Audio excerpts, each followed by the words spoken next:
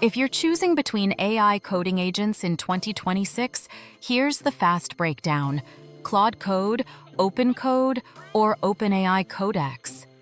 After testing all three, they each dominate in completely different areas.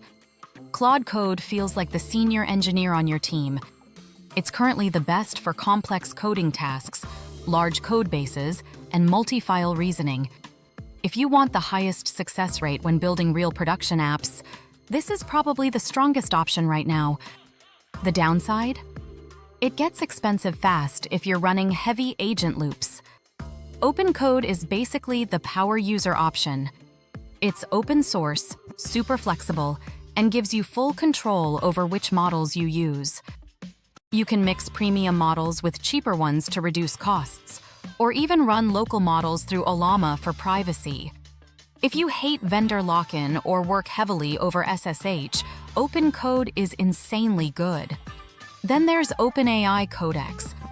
Codex shines in automation and code review.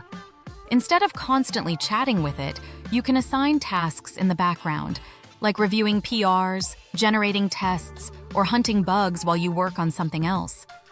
Honestly, it feels more like an async teammate than a coding assistant. So which one should you pick? Claude Code for raw coding performance. OpenCode for flexibility and cost control.